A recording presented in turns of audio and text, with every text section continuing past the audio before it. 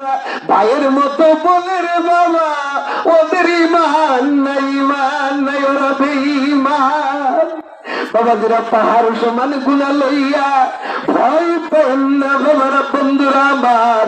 নবীজি আসবে কবরে।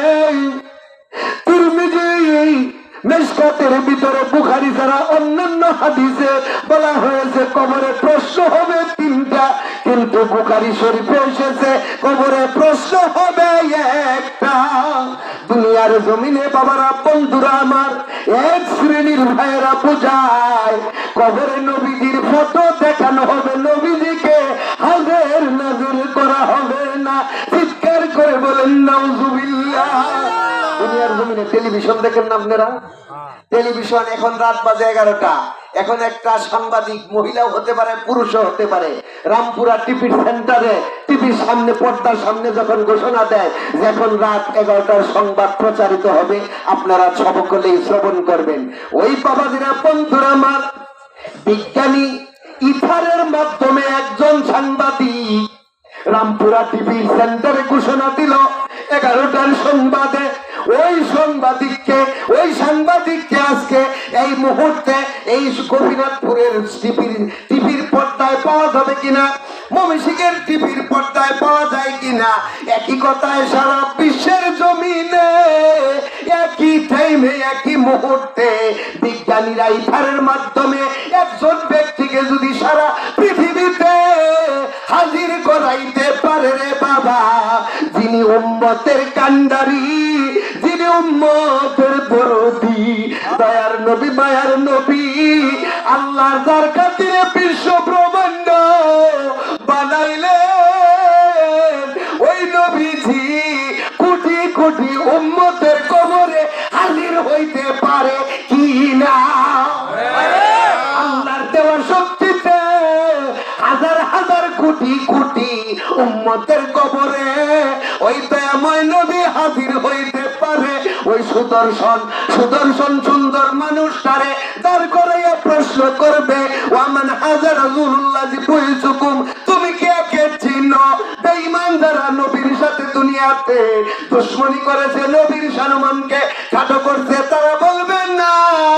আর আশিক পাগল যারা, এরা বলবে ইয়া রাসূলুল্লাহ, ইয়া হাবিবাল্লাহ বলে নবীর কদম মুবারক জড়াইয়া ধরে বলবে, নবী গো, আজকে গোপীনাথপুর আনছের পাগলার, আনছের ফকিরের ফাতিহা শরীফে গেছি, তোমার সম্মান ছুঁই না, ঘরে থাকতে পারি নাই, বিবি বাল বাচ্চার মায়া ত্যাগ করে তোমার মহব্বতে হাজির হয়েছি। যদিও গুনাহগার, পাহাড় সমান গুনাহ আছে, কিন্তু অভ্যন্তরে নবীজির মহব্বত আছে। নামাজ পড়েছি হয়েছে কিনা নবী জানি না, নামাজ রোজা করেছি হয়েছে কিনা জানি না। নবীজি বলবে, ফেরেশতারে জান্নাতি পোশাক পরাইয়া দে। দুনিয়ার জমিনে আমার পাগল উম্মতেরা অনেক কষ্ট করছে, কিন্তু আমি নবীরে ভালোবাসে মহব্বত করার কারণে জান্নাতে পৌঁছাইয়া দে। চিৎকার করে বলি সুবহানাল্লাহ। ওই নবীরে চাই কি চাই না?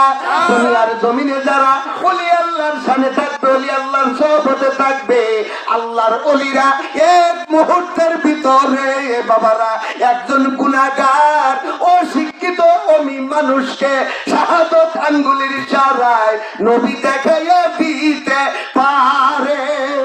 নারে তাকবীর, আল্লাহু আকবার, নারে তাকবীর, আল্লাহু আকবার, নারে রিসালাত, ইয়া রাসূলুল্লাহ, আহলে সুন্নাত ওয়াল জামাত, জিন্দাবাদ জিন্দাবাদ, আহলে সুন্নাত ওয়াল জামাত, জিন্দাবাদ জিন্দাবাদ, খাজা বাবা এনায়েতপুরী, জিন্দাবাদ জিন্দাবাদ, এনায়েতপুরী শম্ভগঞ্জি, জিন্দাবাদ জিন্দাবাদ, শম্ভগঞ্জি খাজাবাগি, জিন্দাবাদ জিন্দাবাদ, শম্ভগঞ্জি জামালপুরি, জিন্দাবাদ জিন্দাবাদ, নারে তাকবীর, আল্লাহু আকবার, নারে রিসালাত।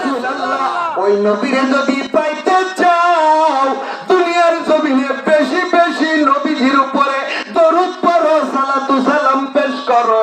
এটা আমার হুকুম না, কোন মানুষের হুকুম না, কোন বাচ্চার হুকুম না। এই হুকুমটা দিয়েছেন স্বয়ং আমার আল্লাহ। বাবাজিরা বন্ধুরা আমার, এই মরণের কথা স্মরণ করলে রে বাবা, নামাজ রোজা হজ যাকাত আমল এগুলা হলো আমল, আর এগুলারে কবুল করাইতে প্রয়োজন হলো ইমানের। আর ইমানটা হলো আমার নবীজি কয় আলা আলা ইমান লিমাল্লা মুহাব্বাত লাহু, আলা আলা ইমানা লিমাল্লা মুহাব্বাত লাহু। আমি নবীজির প্রেম, আমি নবীজির ভালোবাসা, আমি নবীজির মহব্বত যেই মানুষের দিলে নাই, ওই মানুষটার কোনো ইমান নাই, ইমান নাই। বাবাজিরা বন্ধুরা আমার, গভীর মনোযোগ। পাপ করবে বান্দা, পাপ করবে, এই জন্য বলা হয়েছে পাপ না করলে মাফ করবে কি? তত্ত্বে তুমি বসিয়া মাফ না করলে রহমানি নাম তোমার যাবে মুছিয়া। আল্লাহ বান্দা আমরা পাপ করব, গুনাহ করব, নবীজি সুপারিশ করবে, আল্লাহ মাফ করবে। আল্লাহ কয় আমার প্রেমের জয় হইয়া যাবে। কোন ভয়ের কোন কারণ নাই। নবীজির সুন্নাত, নবীজির মহব্বত বলেছি যে অন্তরে পাহাড় সমান গুনাহ, অভ্যন্তরে নবীর মহব্বত। নবীজিকে যারা ভালোবাসে তারা হলো পাকা ইমানদার। আর ইমানদারের জন্য কবরে ভয় নাই, হাসরে ভয়